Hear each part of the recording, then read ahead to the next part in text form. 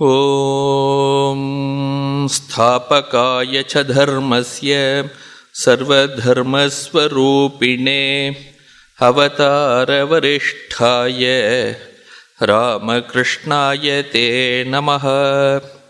यथाग्नेर्दाहिका शक्ति रामकृष्णे स्थिता हि या सर्वविद्यास्वरूपां तां सारदां प्रणमाम्यहं।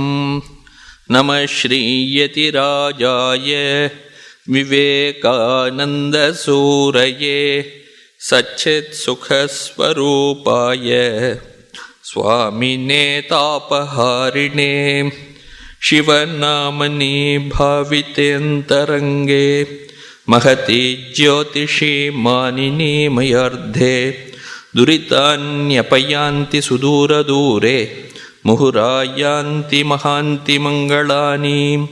स्मृते सकलकल्याणभाजनं यत्र जायते पुरुषस्तमजं नित्यं व्रजामि शरणं हरिं।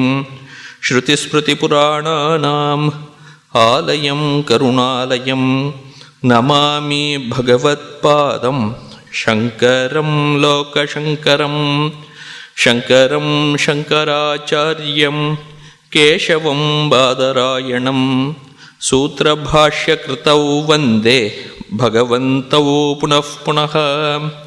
ईश्वरो गुरुरात्मेति मूर्तिभेदविभागिने व्योमवद्व्याप्तदेहाय दक्षिणामूर्तये नमः।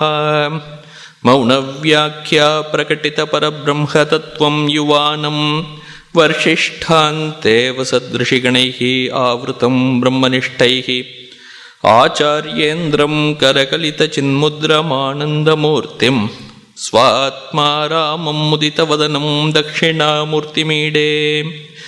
ॐ नमो ब्रह्मादिभ्यो ब्रह्मविद्यासम्प्रदायकर्तृभ्यो वंशऋषिभ्यो महद्भ्यो नमो गुरुभ्यः। सर्वोपप्लवरहितः प्रज्ञानघनः प्रत्यगर्तो ब्रह्मैवाहमस्मि। ॐ अधीहि भो भगवः अधीहि भो भगवः। ॐ सहनाववतु सहनौ भुनक्तु सह वीर्यं करवावहै तेजस्विनावधीतमस्तु मा विद्विषावहै। ஓம் சாந்தி ஷாந்தி ஷாந்தி ஹரிஹி ஓம். கட்டோபனிஷத்திலே 2வது அத்தியாயம் 3வது வள்ளி, அதில் 3வது மந்திரம் பார்த்து கொண்டிருக்கிறோம். பயாதஸ்ய அக்னிஸ்தபதி பயாத் தபதி சூரியஹா பயாத் இந்திரஷ்ச வாயுஷ்ச மிருத்யு தாவதி பஞ்சமஹா. அது வரலாம் அந்த ஸ்லோகம் பார்க்குறோம். இப்போது அதுக்கு முன்னாடி 2வது மந்திரத்தில் எதிதம் கிஞ்ச ஜெகத் சர்வம் பிராணே ஏஜதி நிஸ்ருதம் மகத்பயம் வஜ்ரமுத்யதம் ய ஏதத் விதுஹு அமிர்தாக தே பவந்தி அப்படின்னு இருந்தது. இந்த ஜெகத் சர்வம், இந்த எல்லா பிரபஞ்சமும் அந்த பிராணன்கிற சப்தம் இங்கே பிரம்மத்தை குறிக்கிறது. அந்த பிரம்மன் இருக்கிறதுனால தான் அதில் சலனம் கம்பனம் இதெல்லாம் இருக்குது, கொஞ்சம் அசைவுலாம் இருக்குது. அந்த பிராணன் இருக்கிறதுனால தான் இந்த ஜெகத் பிரபஞ்சம் தோன்றுகிறது அப்படின்னு சொல்லியிருக்கார். ஆக இந்த வள்ளியிலேயே முதல்ல பிரபஞ்ச ரூப கல்பனையிலேருந்து ஆரம்பித்தார். ஊர்துவமூலோ அவாக்ஷாக்கக அப்படின்னு சொல்லிட்டு இந்த பிரபஞ்சம் ஒரு இந்த அஸ்வத்த விருட்சம் போல அதை ஒரு உவமையாக கொடுத்து அதற்கு மூலமாக இருந்தது இந்த பிரம்மம் அப்படின்னு சொல்லி ஆரம்பித்தது. அப்போது அந்த பிரம்மம் இருந்ததுனால தான், அது ஒரு மூலம் இருந்ததுனால தான் அதிலிருந்து தோன்றியதாகிய இந்த பிரம்மம் இருக்குது அப்படின்னு தெரியுது. இப்போ மூலம் இல்லாமல் பிரபஞ்சம் இல்லை அப்படின்னு. இப்போது ஒரு பொருளுக்கு காரணம் அப்படின்னு ஒன்று எடுத்துட்டாக்க அதுக்கு 2 வகையான காரணங்களை சொல்கிறார்கள். இப்போ ஒரு பானை இருக்குது அப்படின்னா பானைக்கு காரணம் என்ன அப்படின்னு பார்த்தாக்க, ஒன்று மண் ஒரு காரணம், மண் இல்லாமல் பானை இருக்க முடியாது. இரண்டாவது காரணம், அதை செய்கின்ற குயவன் இருக்கணும். அந்த குயவன் இல்லாமலும் அந்த பானை இருக்க முடியாது. எனவே மண் அப்படிங்கிறது வந்து அந்த எந்த காரியம் வரப்போகிறதோ, எந்த பானை வரப்போகிறதோ அந்த பானையிலேயே இருக்கக்கூடிய காரணம் அது. அந்த காரணத்துக்கு பேர் உபாதான காரணம் அப்படின்னு பேர். அந்த பானை வருவதற்கு காரணமாக இருந்தவன் அந்த குயவன் அதை அந்த மண்ணை ஒரு விதமாக செய்து ஒரு வடிவத்தை கொடுத்து அதை பானை போன்று மாற்றி இருக்கிறான். அப்போ அந்த பானையை செய்ததற்காக அவன் காரணம். அந்த காரணத்திற்கு அத்தகைய ஒரு இன்டெலிஜென்ட் காசுன்னு சொல்றோம் இல்லையா, அந்த இன்டெலிஜென்ட் காசு யார் அப்படின்னாக்க அதுதான் நிமித்த காரணம் அப்படின்னு சொல்லிட்டு வேதாந்தத்தில் சொல்றார்.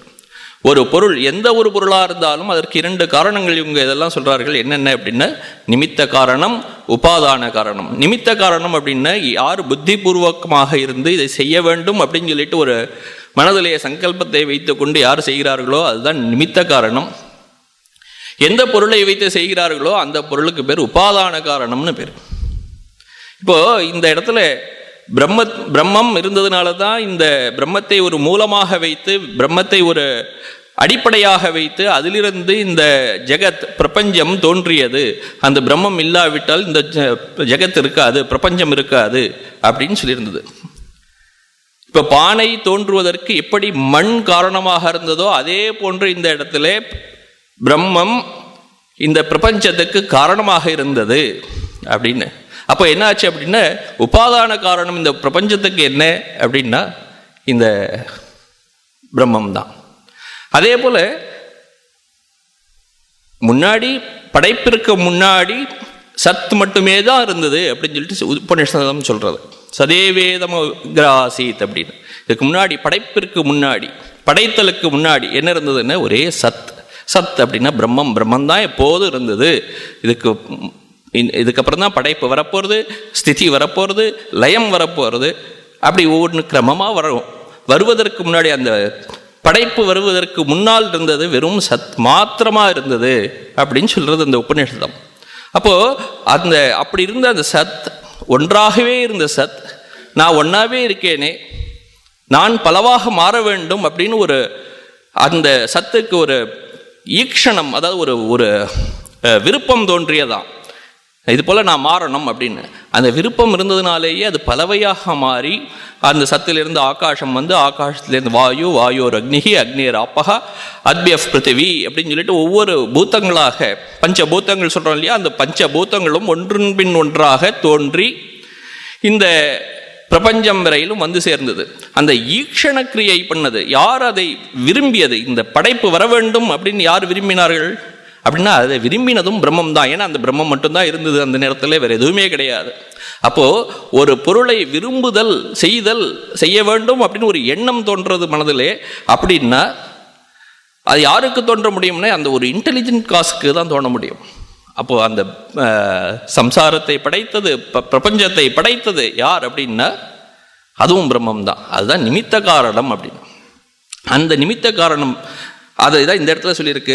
எதிதம் கிஞ்ச ஜெகத் சர்வம் பிராணே ஏஜதி நிஸ்ருதம் அப்படின்னு. அந்த நிஸ்ருதம்ங்கிற பதத்தினால நிமித்த காரணத்தையும் அந்த உருவகத்தை கொடுத்ததுனாலேயே அதை வந்து உபாதான காரணத்தையும் அந்த இடத்துல சொல்லியிருக்கார். இப்போ பிரம்மம் தான் வந்து இந்த உலகத்தை படைத்தது, காக்கிறது, அழிக்கிறது, பிரம்மத்திலேயே இந்த உலகம் லீனமடைகிறது இப்படின்னு இருக்கிறதுனால இதுதான் உபாதான காரணம். அந்த ஈக்ஷண கிரியை இருந்ததுனால நான் இதை படைக்க வேண்டும் அப்படின்னு ஒரு ஆசை ஏற்பட்டு அதை படைத்ததுனாலே அது வந்து நிமித்த காரணமாகவும் அந்த பிரம்மமே இருக்கிறது அப்படின்னு இந்த இடத்துல சொல்லி, இதுதான் நம்ம இந்த பானை உதாரணத்தில் பார்த்தாக்க மண் வேறு காரணம், அந்த குயவன் வேறு காரணம். மண் அப்படிங்கிறது வந்து உபாதான காரணம், அந்த குயவனாக இருப்பவன் நிமித்த காரணமாக இருந்தான். ஆனால் இந்த பிரபஞ்ச படைப்பில் நிமித்த காரணமாகவும் அந்த பிரம்மம் தான் இருக்கு, உபாதான காரணமாகவும் அந்த பிரம்மம் தான் இருக்கிறது. அந்த நிமித்தமாகவும் உபாதானமாகவும் இருக்கக்கூடிய இரண்டும் ஒன்றாக இருக்கக்கூடிய காரணம் இது. அதனால தான் இதுக்கு பேர் அபின்ன நிமித்தோபாதான காரணம் அப்படின்னு சொல்லுவார்கள். நிமித்தமும் உபாதானமுமாக எது இருக்கிறதோ அதுதான் அபின்ன நிமித்தோபாதான காரணம். பின்னம்ன வேறு அப்படின்னு அர்த்தம். அபின்னம் அப்படின்னா வேறற்றதுன்னு அர்த்தம். நிமித்த காரணமும் உபாதான காரணமும் வேறற்றதாக இருக்கக்கூடியது எது அப்படின்னா அது பிரம்மம் தான் இந்த பிரபஞ்சத்திற்கு அப்படிங்கிறது இந்த இடத்துல சொல்லியிருக்கு. அப்படிப்பட்ட பிரம்மத்தை யஹ ஏதத் விதுஹு அமிர்தாஸ்தே பவந்தி அப்படின்னு அந்த ஸ்லோகம் சொல்றது 2வது மந்திரத்தில். யஹ ஏதத் விதுஹு அப்படின்னு, ஏதத் அப்படின்னா இதை, யார் இதை அறிந்து கொள்கிறார்களோ அவர்கள் அமிர்தர்களாக மாறுகிறார்கள், அதாவது மரண தர்மம் இல்லாதவர்களாக இருக்கிறார்கள் அப்படின்னு சொல்லி இந்த மந்திரம் சொல்றது. ஏத்தது அப்படின்னா இதை அப்படின்னு அர்த்தம். இதைன்னு எதை சொல்லுவார்கள் அப்படின்னா ரொம்ப கிட்டக்க எது இருக்கோ அதுதான் இதுன்னு சொல்ல முடியும். தூரத்துக்கு இருந்ததுன்னா அதுன்னு தான் சொல்ல முடியும், இதுன்னு சொல்ல முடியாது. இந்த இடத்துல இது அப்படின்னு எல்லாத்துக்கும் கிட்டக்க அருகிலே இருக்கக்கூடியது எது அப்படின்னா நம்முடைய ஆத்மா தான். அந்த பிரம்மத்தை நமது ஆத்மாவாக யார் அறிந்து கொள்கிறார்களோ அவர்கள் அமிர்தாக தே பவந்தி, அமிர்தர்களாக, அமரண தர்மாக தே பவந்தி, மரணமற்ற தன்மையை அவர்கள் அடைகிறார்கள் அப்படின்னு இந்த மந்திரம் சொல்லியிருக்கு. அதுக்கு அடுத்த மந்திரமாக இப்போ நம்ம 3வது மந்திரத்தை பார்க்குறோம். பயாத் அஸ்யா அக்னிஸ்தபதி பயாத் தபத்தே சூரியா பயாத் இந்திரஷ்ச வாயுஷ்ச மிருத்யுஹோ தாவதி பஞ்சமஹா. இந்த முன்னாடி பயம் இருந்தது அப்படின்னு சொல்லியிருக்கு. யாருக்கெல்லாம் பயம் இருக்கு அப்படின்னா யாருக்கு அந்த இரண்டற்ற பிரம்மத்துடன் தான் ஒன்று அப்படின்னு ஒரு ஐக்கிய எண்ணம் வரலையோ, பிரம்மாத்ம ஐக்கிய ஞானம் யாருக்கு இல்லையோ அவர்களுக்கெல்லாம் அந்த இடத்துல பயம் இருக்கும். அந்த ஐக்கிய ஞானம் இருப்பவர்களுக்கு அந்த பயம் ஏற்படாது. அந்த ஐக்கிய ஞானம் இல்லாத இவர்கள் எல்லாரும் யாரெல்லாம் இருக்கார்கள், இது உதாரணத்துக்கு இந்த இடத்துல சொல்றார் அக்னிஹி தப்பதி. இந்த அக்னி நெருப்பு இருக்கே அது எரித்து கொண்டே இருக்கிறது. ஏன் எரிக்கிறது அப்படின்னாக்க அந்த பிரம்மத்திட்ட பயந்துண்டு எரிக்கிறது. யாருக்கு பயம் இருக்கும் அப்படின்னா யாருக்கு அந்த பிரம்மத்துடன் ஒரு சிறிதளவாவது ஒரு வேற்றுமை இருப்பதாக யார் காண்கிறார்களோ அவர்களுக்கு அந்த பயம் இருக்கான்.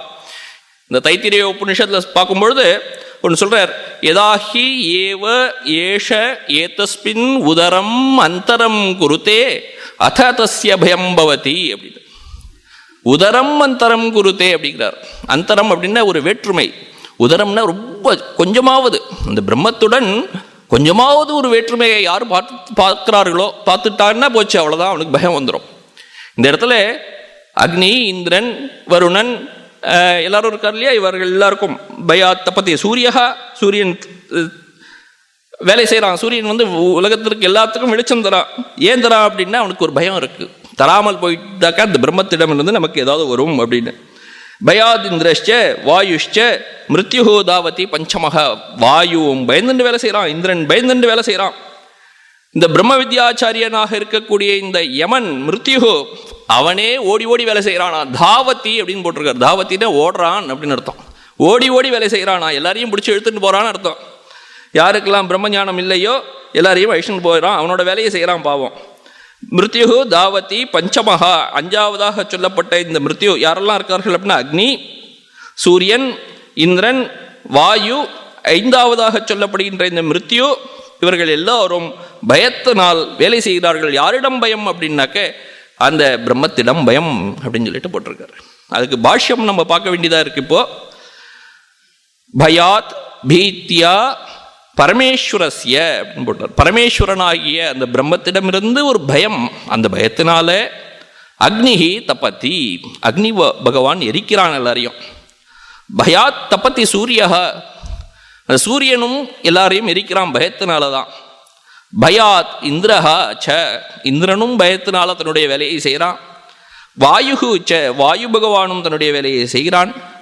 மிருத்யுஹோ தாவதி பஞ்சமக, 5வதாக சொல்லப்பட்ட இந்த மிருத்யு யமன் அவனும் தன்னுடைய வேலையை செய்கிறான். நஹி ஈஸ்வரானாம் லோகபாலானாம் சமர்த்தானாம் சதாம் நியந்தா சேத் வஜ்ரோத்யதகரவத் ந ஸ்யாத் சுவாமி பய பீதானாம் இவ பிருத்யானாம் நியதா பிரவருத்தி உபபத்தியதே அப்படின்னு சொல்றாரு இந்த இடத்துல. இந்த சமஸ்கிருதத்தில் ஒரு இந்த பாஷ்யத்தோட ஒரு ஸ்டைல் ஒன்று இருக்கு, ஷைலி அப்படின்னு சொல்லுவார்கள். அந்த ஸ்டைல் எப்படி அப்படின்னா, முதல்ல இந்த ந அப்படின்னு ஆரம்பிக்கிற வாக்கியங்கள்லாம் இருக்குது. நஹி அப்படின்னு இங்கே ஆரம்பிக்கிறது. நஹி ஈஸ்வரானாம் லோகபாலானாம் சமர்த்தானாம் அப்படின்னு ஆரம்பிக்கிறது இந்த வாக்கியம். எங்கே இப்படி ந அப்படின்னு ஆரம்பிக்கிறதோ அந்த நவை எடுத்துன்னு வந்து எங்கே அந்த இடத்துல வினைச்சொல் இருக்கோ அந்த வினைச்சொல்லுக்கு முன்னாடி போட்டுக்கணும். இதுதான் சமஸ்கிருதத்தோட ஸ்டைல். நம்ம தமிழ்லையோ இங்கிலீஷ்லையோ சொல்லும் பொழுது அவன் சாப்பிடுகிறான் அப்படின்னு சொல்கிறோம், அவன் சாப்பிடவில்லை அப்படின்னு சொல்கிறோம். அந்த இல்லை அப்படிங்கிற பதம் சாப்பிடுதல் அப்படிங்கிற ஒரு வினைச்சொல்லைக்கு அருகிலே இருந்து அந்த வினைச்சொல்லை வேறு பதமாக எதிர்ப்பதமாக திருப்பி விடுகிறது. அதே போல் தான் he is eating, he is not eating, அந்த ஈஸுக்கு பக்கத்துலேயே அந்த நாட்டும் வந்துடுறது. ஆனால் இந்த சமஸ்கிருதத்தில் அந்த நாட் அப்படிங்கிறது இல்லை அப்படிங்கிற பதம் எங்கே வேணால் வரும். அதை எடுத்துன்னு வந்து நம்ம அந்த கிரியாயி பதத்தோடு சேர்த்துக்க வேண்டும். அப்போ இந்த இடத்துல என்ன அர்த்தம் அப்படி ஆறுது அப்படின்னா, ஈஸ்வரானாம் லோகபாலானாம் சமர்த்தானாம் சதாம், இந்த 5 பேரை சொன்னார்களே, பயாத் அக்னி ஸ்தபதி, பயாத் ஸ்தபதி சூரியா அப்படின்னு அக்னி, சூரியன், இந்திரன், வாயு, மிருத்யு அப்படின்னு சொல்லிட்டு இந்த 5 பேர் சொன்னார்களே, இந்த 5 பேருமே லோகபாலர்கள் அப்படின்னு பேர். இந்த 5 பேர் மட்டும் இல்லை, மற்ற எல்லாரும் இது போல இருக்கக்கூடிய எல்லாருமே பெரிய பெரிய தேவர்கள் எல்லாருமே யாரெல்லாம் இருந்து இது போல இயற்கையாக இருந்து செய்கிறார்களோ அவர்கள்லாம் ஆதிகாரிக்க புருஷர்கள் அப்படின்னு பேர். அல்லன நியாமக்க புருஷர்கள் அப்படின்னு பேர். அவர்கள் நியமிக்கப்பட்டிருக்கிறார்கள், இந்த கல்பத்திற்கு இவர்கள் இதை செய்ய வேண்டும் அப்படின்னு சொல்லிட்டு அவர்கள் நியமிக்கப்பட்டிருக்கிறார்கள். ஆகவே அவர்கள் நியமிக்கப்பட்டதுனால அவர்களுக்கு கொடுக்கப்பட்ட ஒரு காரியத்தை அவர்கள் செய்ய வேண்டும். அது நியமித்தது யாருன்னா அந்த பரமேஸ்வரன் தான். ஆக இவர்களும் வந்து இவர்களுக்கும் அந்த சக்தி இருக்கு, ஒரு அடக்கி ஆளக்கூடிய சக்தி இருக்கு நியாமக்க புருஷர்களுக்கும். அதனால தான் இந்த இடத்துல போட்டிருக்கார் ஈஸ்வரானாம் லோகபாலானாம் சமர்த்தானாம் சதாம் அப்படின்னு. இவர்கள் தான் லோகபாலர்கள், உலகை அடக்கி ஆளக்கூடியவர்கள், ரொம்ப தகுதி மிக்கவர்கள். அப்படி இருக்கிறவர்கள் நியந்தா சேத் வஜ்ரோத்யதகரவத்து நஸ்யாத், அவர்கள் அப்படியே இவர்கள்லாம் ஈஸ்வரர்கள் போல எல்லாம் அடக்கி ஆளும் சக்தி படைத்தவர்களாக இருந்தால், அவர்கள் சக்தி படைத்தவர்களாக இருந்தால் அவர்கள் எதற்காக ஒரு நியமத்திற்குள், ஒரு கட்டுக்குள் யாரோ ஒருத்தர் ஆணை போட்டதை பாலனம் செய்வது போல் வேலை செய்ய வேண்டும் அப்படின்னு ஒரு கேள்வி கேட்டு, அப்படி அவர்கள் வேலை செய்கிறார்கள் அப்படின்னா நிச்சயமாக யாரோ ஒருத்தர் இருக்கிறார்கள் அவர்களுக்கு மேலே அப்படின்னு. அப்படி மேலே ஒருத்தர் இருந்து ஆணை போடலன்னு இவர்களே பலவானாக இருக்கக்கூடிய இவர்கள் கட்டுப்பட்டவர்கள் போன்று வேலை செய்ய வேண்டிய அவசியம் இல்லை அப்படின்னு இந்த இடத்துல சொல்றார். இப்போ நியந்தா சேத், எப்படி இவர்கள் வேலை செய்கிறார்கள், யாரோ ஒருத்தர் வந்து கையில் கம்பை வச்சுட்டு பக்கத்தில் இதை பண்ணலன்னு அடிச்சிடுவேன் அப்படிங்கிற மாதிரி சொல்றாராம். வஜ்ரோத்யதகரவத்து நஸ்யாத் சுவாமி பயபீதா நாம் அப்படின்னு. இவர்களுக்கெல்லாம் அந்த சுவாமி பயபீதானம், தனக்குன்னு ஒரு எஜமானன் இருக்கான், அவன் கையில் கம்பை வச்சுட்டு இருக்கான் அப்படின்னு நினைச்சுட்டு பயந்துண்டு வேலை செய்கிற மாதிரி செய்கிறார்களே, அவர்களுடைய பிரவருத்திகி ந உபபத்தியத்தே அப்படின்னு எடுத்துக்கணும். அந்த முன்னாடி இருந்த நகாரத்தை இந்த இடத்துல எடுத்துன்னு வரணும். ந பிரவருத்திகி உபபத்தியத்தே அப்படின்னு. அவர்கள் செய்கின்ற வேலை இவ்வளவு ஒழுக்கமாக அந்த ஒரு நியதிக்குள்ளே வைத்துக்கொண்டு ஒரு வேலை செய்கிறார்களே, அவர்கள் சுதந்திரர்களாக இருந்திருந்தால் அந்த நியத்த ரூபமாக ஒரு வேலை செய்ய மாட்டார்கள். அவர்கள் அந்த சுதந்திரமாக இல்லை. அவருக்கு மேல் ஒருவன் எஜமானன் ஒருவன் இருக்கிறான், அவன் இவர்களை எல்லாம் கட்டுப்படுத்தி இதையெல்லாம் செய்ய வேண்டும் அப்படின்னு சொல்லிட்டு ஒரு ஆணை போட்டது போல செய்திருக்கிறான். அதனால அவர்களெல்லாம் வேலை செய்கிறார்கள் அப்படின்னு சொல்லி முடிக்கிறது இந்த மந்திரம். இதுலேருந்து என்ன தெரிகிறது அப்படின்னா, அந்த சம்சாரம்ங்கிற விருட்சத்துக்கு எல்லாம் ஒரு நியமமாக வேலை செஞ்சுட்டு இருக்கு இந்த சம்சாரத்தில். அதுக்கெல்லாம் மூலமாக இதுக்கெல்லாம் ஒரு எஜமானன் போல் மேலே இருந்து கொண்டு ஈஸ்வரன், அந்த பரமேஸ்வரன் இருந்து கொண்டு எல்லாரையும் தன் கட்டுக்குள் வைத்து கொண்டு நியமித்து இந்த வேலையை இவர்கள் இப்பொழுது இப்படி செய்ய வேண்டும் அப்படின்னு சொல்லிட்டு முன்னாடியே விதிச்சிருக்கான் அப்படின்னு தெரியறது. அப்போ அந்த பிரம்மம்னு ஒன்று இருக்கு, இல்லைன்னு சொல்லவே முடியாது அப்படின்னு ஆறுது இந்த இடத்துல. சரி, அப்படியே அந்த பிரம்மம் இருக்கு, அது மாட்டில் இருந்துட்டு போட்டோமே எனக்கு என்ன அப்படின்னு நம்ம சொல்ல முடியாது. இப்போ இந்த அடுத்த மந்திரம் அது சொல்ல போறது, இந்த பிரம்மத்தை இந்த ஜென்மத்திலேயே நாம் அடைய வேண்டும் அப்படின்னு சொல்ல போறது இந்த இடத்துல. அடுத்த மந்திரம் பார்க்கலாம். இப்போ இஹ சேத் அஷகத் போத்தும் பிராக் ஷரீரஸ்ய விஸ்ரசஹ ததஹ சர்கேஷு லோகேஷு ஷரீரத்வாய கல்பதே. சரி, அப்படி ஒரு பிரம்மம் இருக்கு. அந்த பிரம்மத்தை நாம் இந்த ஒரு பிறவியிலேயே உணர்ந்து விட வேண்டும் அப்படின்னு இந்த மந்திரம் சொல்றது. இக அப்படின்னு சொல்றது. இகன்னா இப்பொழுது, இப்போ இந்த பிறவியில், இந்த சரீரத்தில் நாம் இருக்கும் பொழுதே, வாழ்கின்ற காலத்திலேயே அதை அடைந்து விட வேண்டும். போத்தும் அஷக்கச்சேத் அப்படின்னு ஆரம்பம். அந்த பிரம்மத்தை இந்த வாழ்கின்ற காலத்திலேயே நம்மால் அதை அடைந்து விட முடியுமானால், பிராக்ஷரீரஸ்ய விஸ்ரசகா அப்படின்னு சொல்றது, இந்த உடல் விழுவதற்கு முன் அடைய வேண்டுமா? பிராக்னா முன்னமே, ஷரீரஸ்ய விஸ்ரசகா இந்த உடல் விழுவதற்கு முன், ஒருவன் இறந்து போவதற்கு முன் அந்த பிரம்மத்தை, இறைவனை, பரமேஸ்வரனை உணர்ந்துவிட வேண்டும் அப்படின்னு சொல்றது. அப்படி இருந்ததுன்னா நல்லது. சப்போஸ் அதை பண்ண முடியல அப்படின்னா என்னாச்சு அப்படின்னாக்க, ஒருவனால் அதை அடைய முடியவில்லை. அப்போ ததா சர்கேஷு லோகேஷு ஷரீரத்வாய கல்பதே, இந்த பிரபஞ்சத்திலே அவனுக்கு திரும்பவும் ஒரு பிறவி எடுக்க வேண்டிய நிலைமை ஏற்படும் அப்படின்னு சொல்றாரு. ஷரீரத்வாய கல்பதே, இன்னொரு பிறவி, இன்னொரு சரீரம், இன்னொரு உடல் எடுப்பதற்கு அவன் தகுதியுடையவனாகிறான் அப்படிங்கிறார். அப்போ என்னாச்சு அப்படின்னா, புனரப்பி ஜனனம் புனரப்பி மரணம் புனரப்பி ஜனனம், இது வரப்போறது அப்படின்னு சொல்றாரு. இப்பவே யாருக்கு இந்த பிறவியில் இப்பிறவி போனால் இப்பிறவி வாய்க்குமோங்கிறார் இல்லையா? அப்படி இந்த பிறவியிலேயே ஒருவன் அந்த இறைவனை அடையாமல் போனால் அவனுக்கு எந்த பிறவி கிடைக்கும் தெரியாது. இறைவனை வணங்கக்கூடிய ஒரு பிறவி கிடைக்குமா, இல்லை வணங்க முடியாமல் இறை சிந்தனையே இல்லாமல் கல் மண் இது போலெல்லாம் பிறக்கலாம் இல்லையா? புல்லாகி பூடாய் புழுவாகி பறவையாய் பாம்பாய் கணங்களாய் வல்ல சுரராகி, இப்படி நிறைய சொல்றார் இல்லையா? முனிவராய் தேவராய் செல்லாய் நின்றை தாவரச் சங்கமத்துள் எல்லா பிறப்பும் பிறந்திழைத்தேன் எம்பெருமானேங்கிறார் அவர். அப்படி அவருக்கு அத்தனை பிறவிகள் அவருக்கே. அப்படின்னா புத்தர் சொல்றார், எனக்கு 500 பிறவிகள் ஞாபகம் இருக்கு அப்படின்னு. அப்படி எத்தனை பிறவிகள் நாம் எடுக்க வேண்டுமோ தெரியாது. இந்த பிறவியில் நாம் இறைவனை அடையாமல் போனால் எந்த பிறவியில் எப்பொழுது எது வாய்க்கும்னு தெரியாது அப்படின்னு. சரி, நமக்கு 100 வருஷம் இருக்கு, பார்த்துக்கலாம் பின்னாடி அப்படின்னு நினைக்க முடியாது. எப்போ வேணாலும் நம்ம யார் வேணாலும் எங்கே வேணாலும் போக முடியும் இம்மிடியேட்டா. நளினி தளகத ஜலம் அதிதரளம் அப்படிங்கிறார். தத்வத் ஜீவனம் அப்படிங்கிறார் சங்கரர்.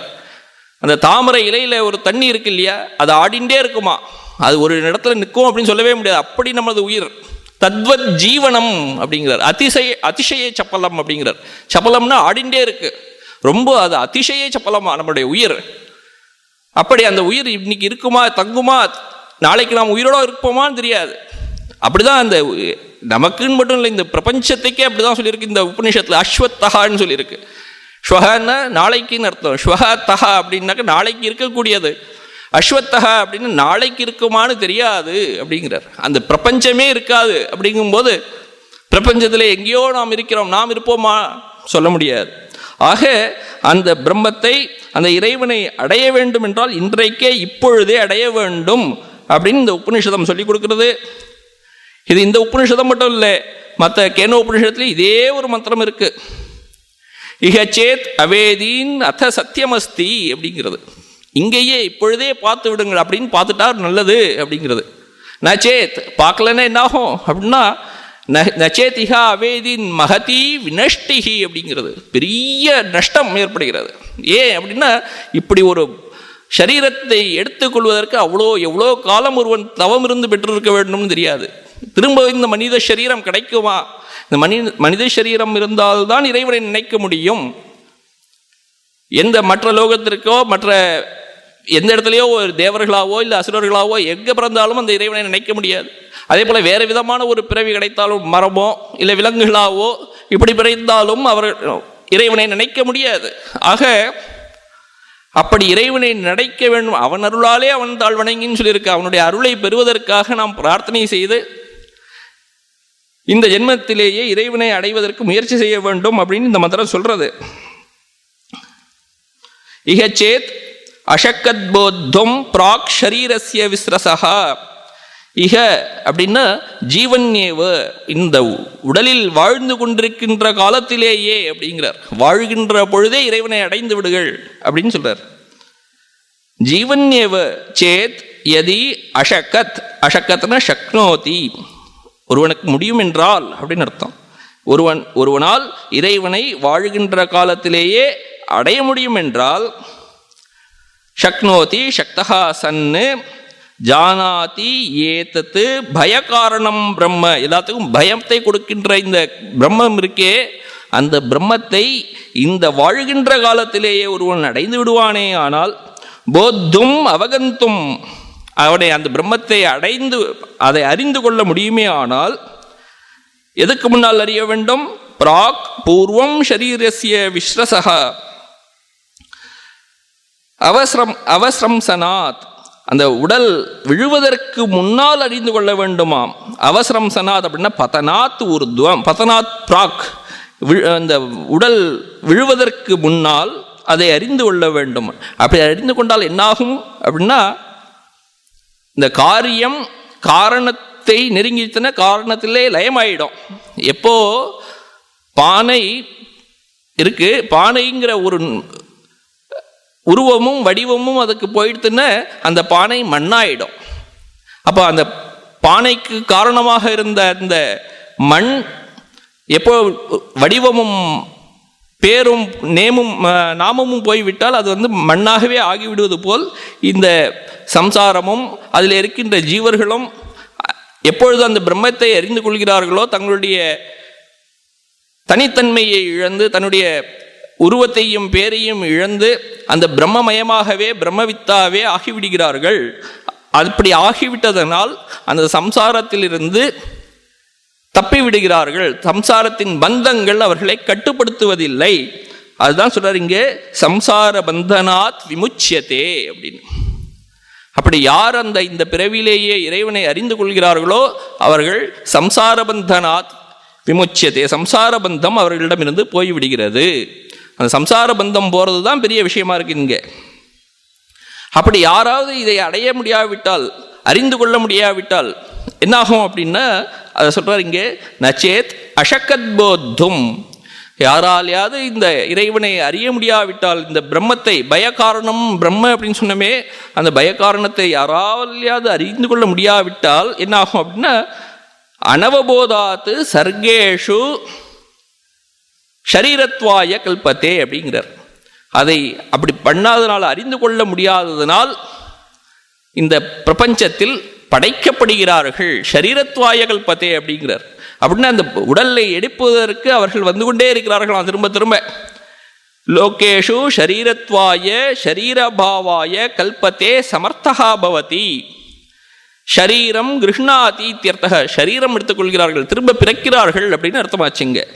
தஸ்மாத் ஷரீர விஸ்ரம்சனாத் பிராக் ஆத்மபோதாய யத்னஹ ஆஸ்தேய அப்படின்னு சொல்லிட்டு இந்த மந்திரத்தோட ஒரு தாத்பரியம் என்ன அப்படின்னா, உடல் போவதற்கு முன்னால், ஒருவன் மனிதன் இறப்பதற்கு முன்னால் இறைவனை அறிந்து கொள்வதற்காக, இறைவனை பெறுவதற்காக, அந்த பிரம்மாத்ம ஞானத்தை அடைந்து விடுவதற்காக ஒருவன் தன்னுடைய முயற்சியை தொடங்க வேண்டும் அப்படிங்கிறார். எத்தனகா ஆஸ்தேயா அப்படின்னு தன்னுடைய முயற்சியை அதில் காட்ட வேண்டும்.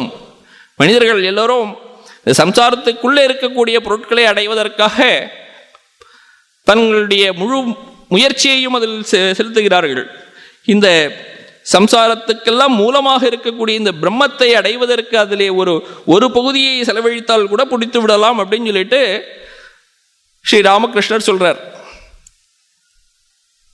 அவருடைய கதைகள் எல்லாமே சாதாரணமாக ரொம்ப ரொம்ப ஒரு எளிமையாக இருக்கக்கூடியவை. உதாரணங்களும் சரி, கதைகளும் சரி. அவர் சொல்றார், இறைவனை ஒரு கையால் பிடித்து கொள்ளுங்கள், மற்றொரு கையால் இந்த உலக விவகாரங்களை செய்யுங்கள் அப்படின்னு.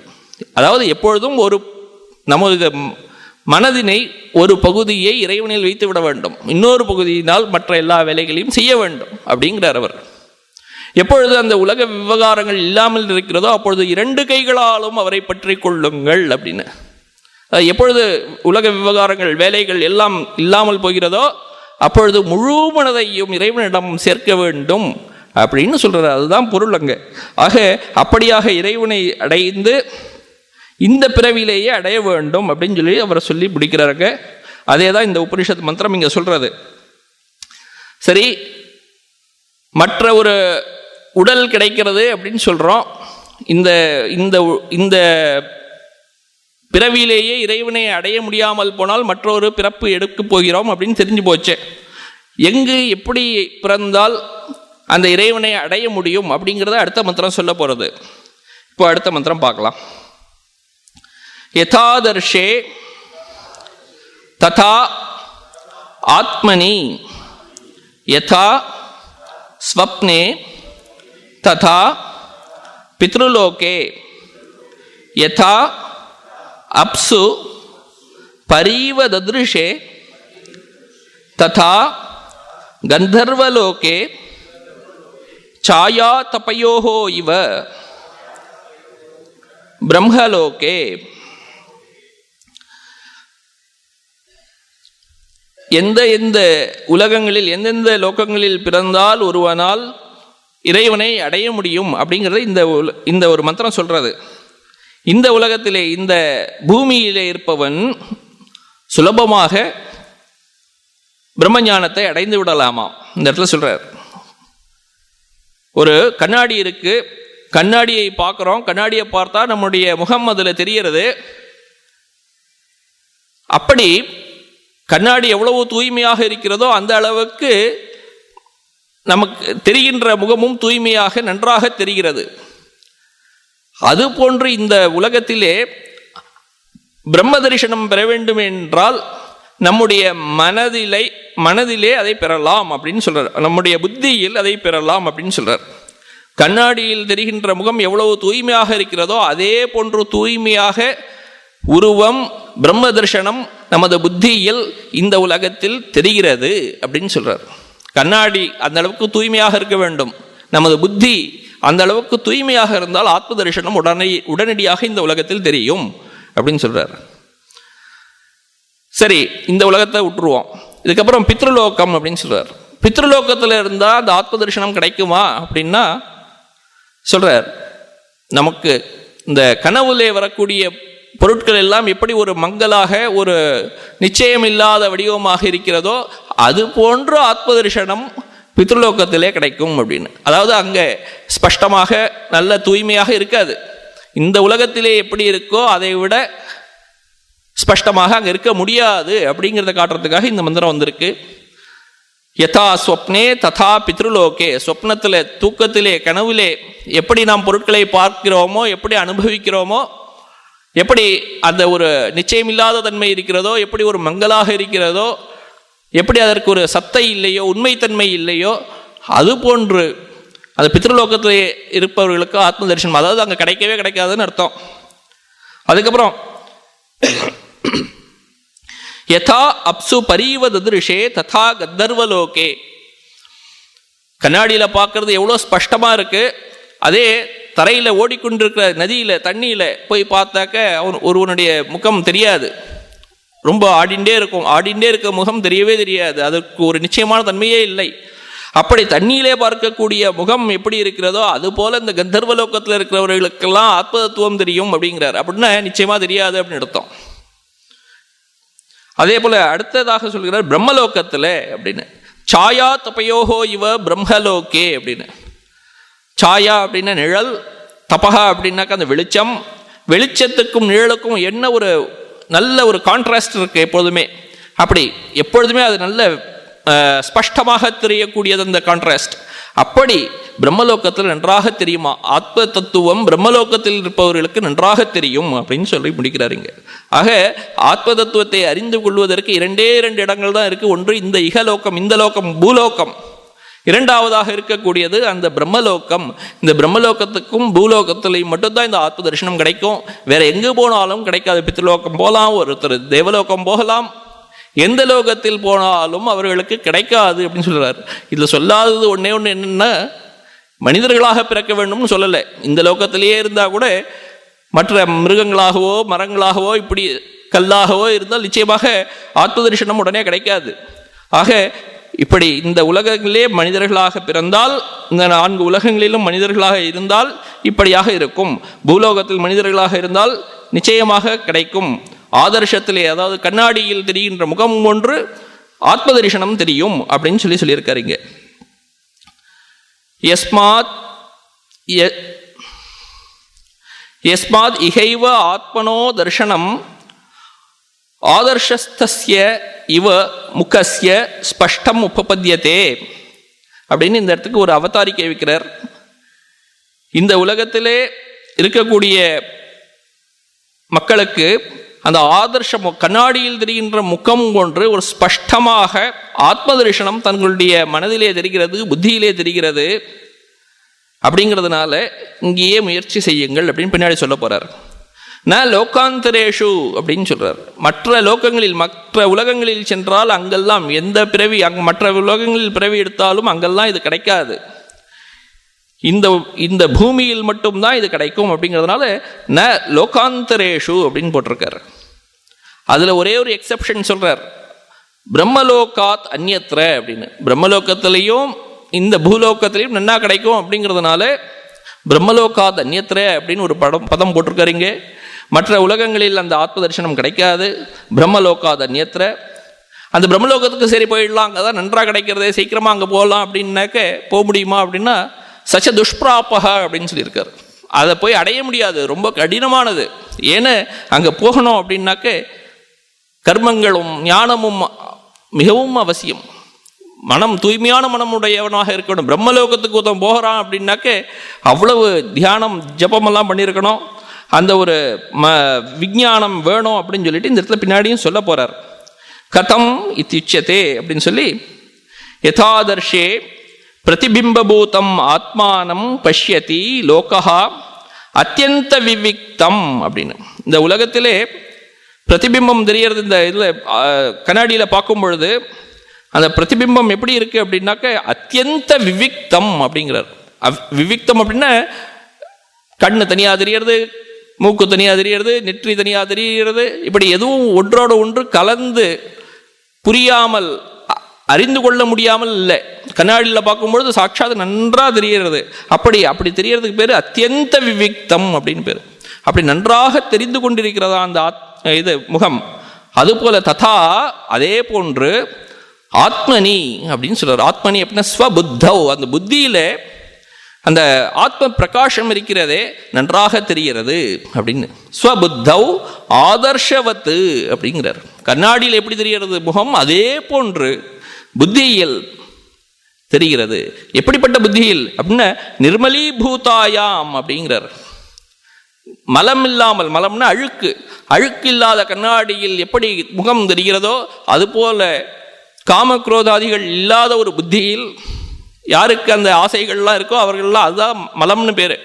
புத்தியில் இருக்கக்கூடிய மலம் அதெல்லாம் அந்த காமக்ரோதாதிகள் இல்லாத ஒரு புத்தியில் நிர்மலீபூதாயாம் விவிக்தம். விவிக்தம்னா நன்றாக தெரிகிறதுன்னு அர்த்தம். ஆத்மனகா தர்சனம் பவதி. ஆத்மாவோட தரிசனம் அங்க கிடைக்கிறதா அந்த இடத்துல. ஆத்ம தரிசனம் எங்க கிடைக்கிறது அப்படின்னா புத்தியில கிடைக்கிறது. எப்படிப்பட்ட புத்தி அப்படின்னாக்க காமக்ரோதாதி மலரஹித்த புத்தவ் அப்படின்னு அர்த்தம் அந்த இடத்துல. அதுக்கப்புறம் இந்த ரெண்டாவதா சொல்லப்பட்டது ஸ்வப்னே யதா ஸ்வப்னே ததா பித்ருலோகே. பித்ருலோகத்தில் எப்படி தெரிகிறதுன்னு இந்த இரண்டாவது வியாக்கியானம். யதா ஸ்வப்னே அவிவிக்தம் ஜாகிரத் வாசனா உத்பூதம் ததா பித்ருலோகே அவிவிக்தம்.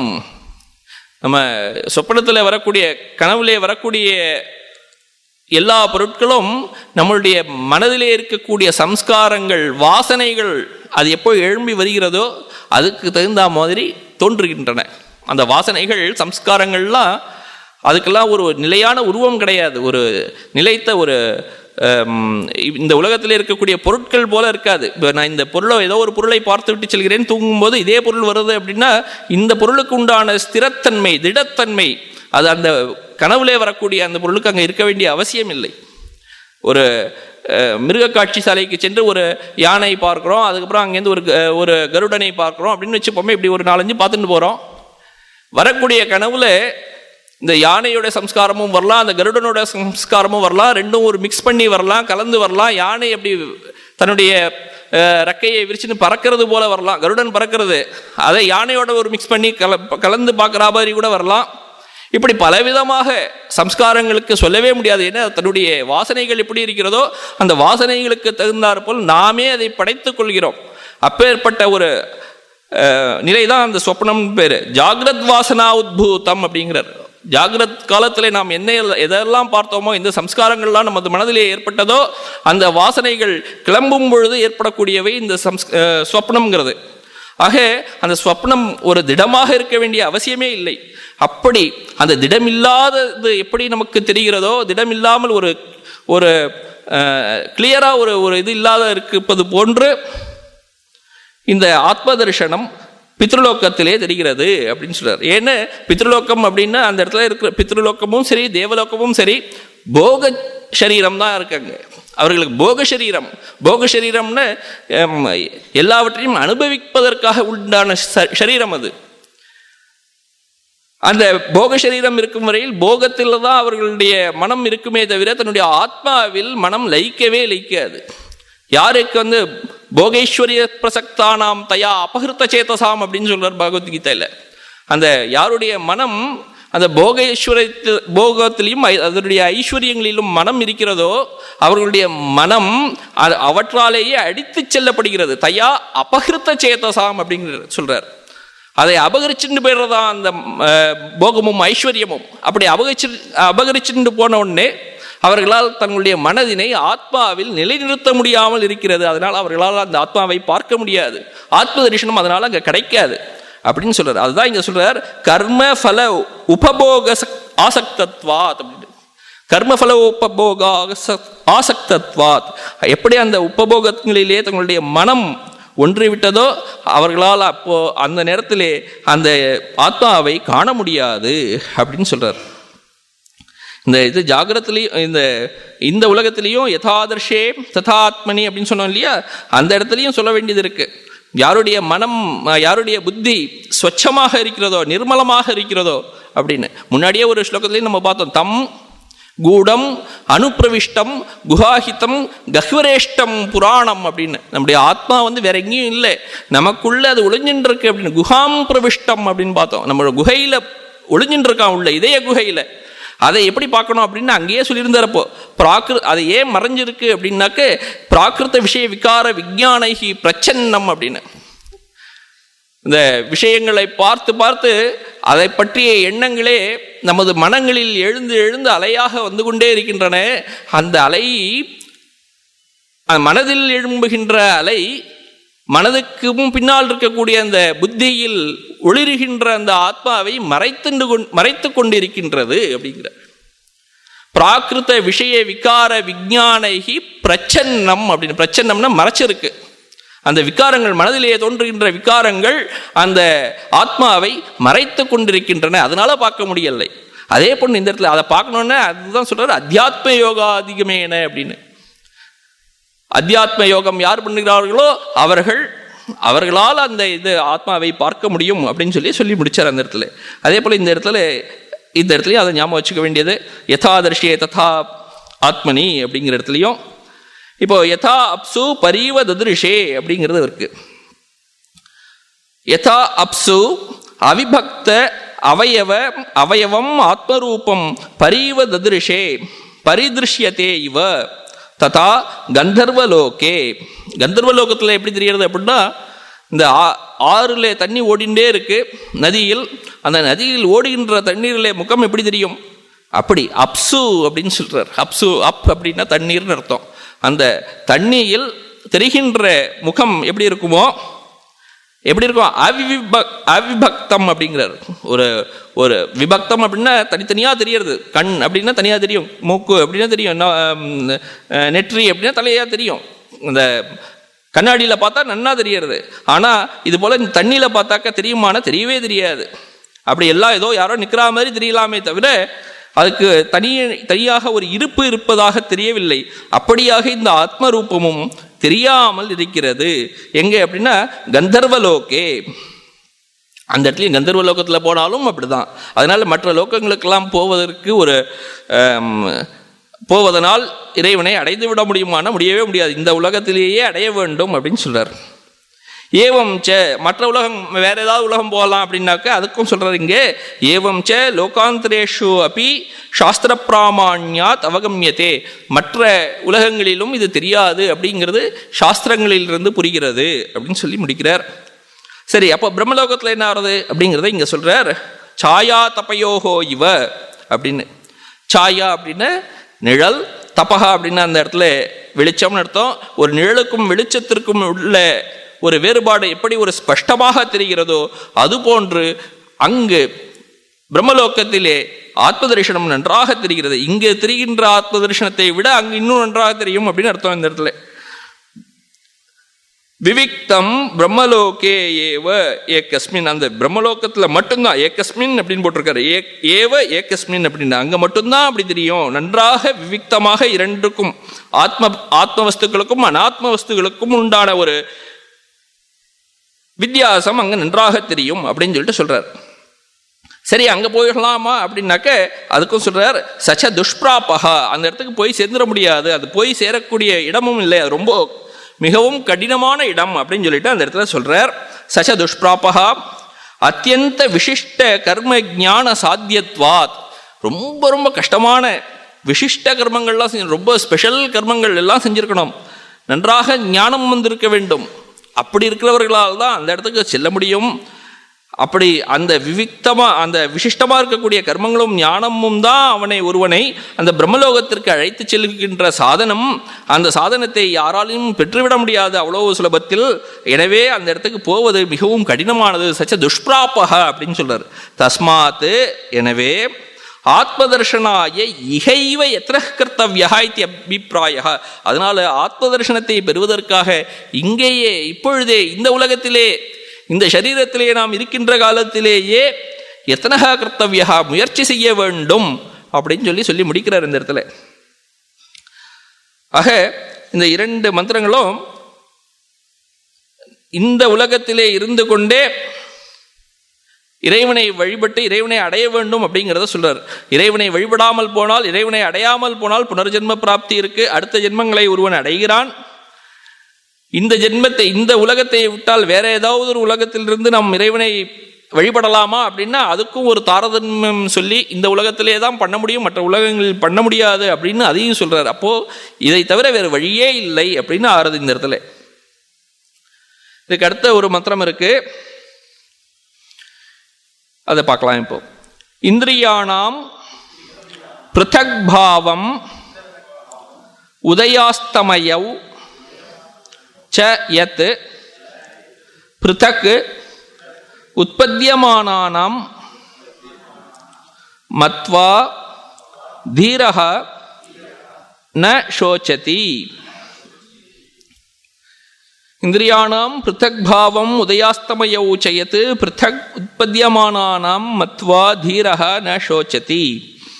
சரி, இப்போ இந்த ஆத்மஸ்வரூபத்தை ஆத்ம தரிசனத்தை இந்த உடலிலேயே இப்பொழுதே பெற்றுவிட வேண்டும் அப்படின்னு இவர் சொல்லியிருக்கார். இதை எப்படி பெறுவது அப்படின்னு சொல்லிட்டு இந்த இடத்துல சொல்றார். இந்த இடத்துல கதம் அசௌ போத்தவ்யா அப்படின்னு, எப்படி இதை அறிந்து கொள்ள வேண்டும் அப்படின்னு கேள்வி எழுப்புறார். கிம் வா தத் அவபோதே பிரயோஜனம் இது உச்சியதே. சரி, அதை அறிந்து கொண்டால், அந்த ஆத்மாவை அறிந்து கொண்டால் அவனுக்கு என்ன பிரயோஜனம் கிடைக்கிறது என ஒரு பிரயோஜனம் இல்லாமல் மந்தோபின பிரவர்த்தத்தை அப்படின்னு சொல்லியிருக்கார். பிரயோஜனம் அனுதிஷ்ய மந்தோபின பிரவர்த்தத்தை அப்படின்னு ஒரு இந்த ஒரு செயலுக்கு இந்த பிரயோஜனம் கிடைக்கிறது, இந்த பலன் கிடைக்கிறது அப்படின்னு தெரிந்து கொள்ளாமல் ஒரு மந்தனாக இருப்பவன் கூட ஒரு காரியத்தில் பிரவேசிப்பதில்லை. இதுல இங்க சொல்ல போறதெல்லாம் தீரன் அப்படின்னு சொல்லியிருக்க. தீரன் அப்படின்னா அவனுக்கு யார் புத்திசாலியோ அவன். மந்தனே ஒரு காரியத்தில் பிரவேசம் பண்ணலன்னா ஒரு புத்திசாலியா இருக்கக்கூடியவன், அதுவும் இருக்கிறதே மிகவும் கடினமான காரியம் இது. ஏன்னா முன்னாடியே சொல்லி பராஞ்சிகாணி வியத்ருணத்து ஸ்வயம்பூஹு தஸ்மாத் பராங் பஷ்யத்தின் அந்தராத்மன் அப்படின்னு. இறைவனே படைத்து வச்சிருக்கான். இப்படி நம்மளுடைய இந்திரியங்கள்லாம் வெளிநோக்கு பார்வையா படைத்து வச்சிருக்கான், வெளில ஓடுறா போல படைச்சு வச்சிருக்கான்னு சொல்லியிருக்கார். கஷ்டித் தீரக பிரத்யேகாத்மானம் ஐக்ஷத்து ஆவர்த்த சக்ஷு அமிர்தத்துவம் இச்சன். யாரோ ஒருவன் ரொம்ப கஷ்டப்பட்டு தன்னுடைய இந்திரியங்களை உள்பக்கமாக திருப்பி அந்த இறைவனை அடைய வேண்டும் அப்படின்னு முயற்சி செய்யறானா. மனுஷியானாம் சகசிரேஷு கஷ்டித்தே ததி சித்தையன்னு வர சொல்லியிருக்கு. யாரோ 1000 ஒருத்தன் தான் அப்படி ஏதோ அதுக்கு முயற்சியே பண்றானா. அப்படி யாரோ ஒருத்தன் 1000ல் ஒருத்தன் பண்ணுறான் அப்படின்னா அவ்வளோ பெரிய தீரனாக இருக்கக்கூடியவன் அவன் ஏதோ ஒரு பலன் இல்லாமல் அவன் செய்ய மாட்டான். ஏன் அப்படின்னா என்ன பலன் கிடைக்கிறது அப்படின்னா அதுதான் இந்த இடத்துல சொல்லியிருக்கு, அமிர்தத்துவம் இச்சன் அப்படின்னு.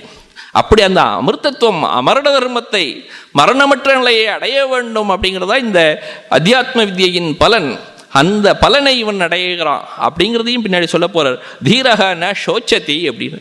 அதை மரணத்தை வென்று விட்டவனாக இருக்கிறான்.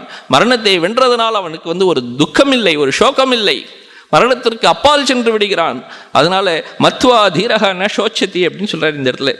இந்திரியானாம் பிருத்தக் உற்பத்தியமானானாம் பிருத்தக் பாவம் உதயாஸ்தமய உச்சயத்து மத்வா தீரக ந சோச்சதி அப்படின்னு சொல்லிட்டு அதை அன்வயம் பண்ணணும். அது இப்போ இதுக்கு முன்னாடியே 2 ஸ்லோகம் நம்ம பார்த்துருக்கோம். இதே கருத்தை உடைய ஸ்லோகம் முன்னாடியே நமக்கு வந்திருக்கு இங்கே. ஏன ரூபம் ரசம் கந்தம் சப்தான் ஸ்பர்ஷாகுஷ்ச மைத்துனான் ஏதேனைவ விஜானாதி கிமத்திர பரிசிஷ்யத்தேன்னு முன்னாடி ஒரு ஸ்லோகம் பார்த்தோம். அதுக்கப்புறம் அதுக்கு அடுத்த ஸ்லோகமாகவே இருந்தது ஸ்வப்னாந்தம் ஜாகிரிதாந்தம் சோபௌ ஏனானுபஷ்யதி மகாந்தம் விபும் ஆத்மானம் மத்வா தீராவோ ந சோச்சதி அப்படின்னு. அந்த 2 ஸ்லோகத்துக்கும் என்ன ஒரு மந்திரம், என்ன ஒரு இருந்ததோ, அர்த்தம் இருந்ததோ, பொருள் இருந்ததோ, அதே பொருள் தான் இந்த ஸ்லோகத்துக்கும் இருக்கு. இந்திரியானாம் புத்தக் பாவம் உதயாஸ்தமய உச்சயத்து அப்படின்னு. இப்போ பார்ப்பவன் அப்படின்னு ஒருத்தன் இருக்கான்.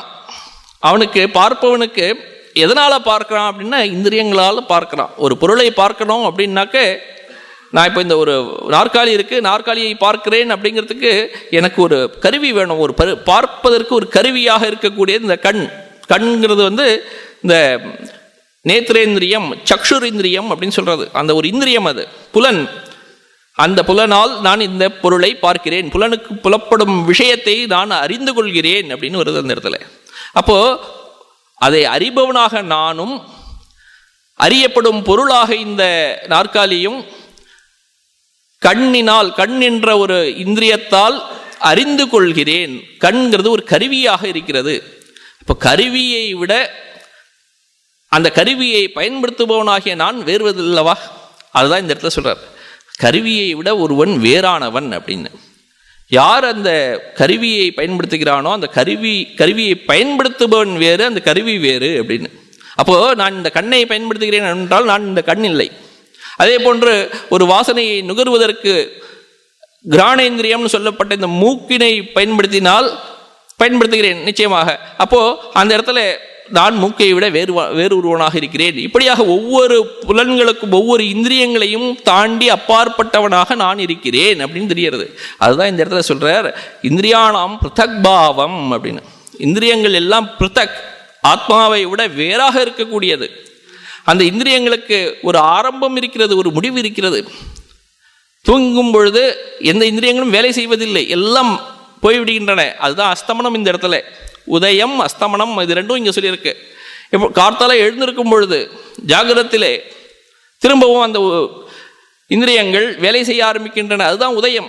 அப்படி அந்த உதயமும் அஸ்தமனமும் உடையவை இந்த இந்திரியங்கள். உதயமும் அஸ்தமனமும் இல்லாதவன் நான். எப்படி 2 ஒன்றாக இருக்க முடியும்னு ஒரு கேள்வி இந்த இடத்துல. அப்படி யார் அப்படி இந்த உதயமும் அஸ்தமனமும் இல்லாதவன் நான் என்று யார் அறிந்து கொள்கிறானோ அப்படி இருப்பவன் தீரன், அவன் ந சோச்சதி அப்படின்னு இந்த மந்திரம் சொல்றது. இதனுடைய பாஷ்யத்தை நாம் அடுத்த வகுப்பிலே பார்ப்போம். ஓம் சாந்தி ஷாந்தி ஷாந்தி. ஹரிஹி ஓம் தத்சத். ஸ்ரீராமகிருஷ்ணார்ப்பணமஸ்து.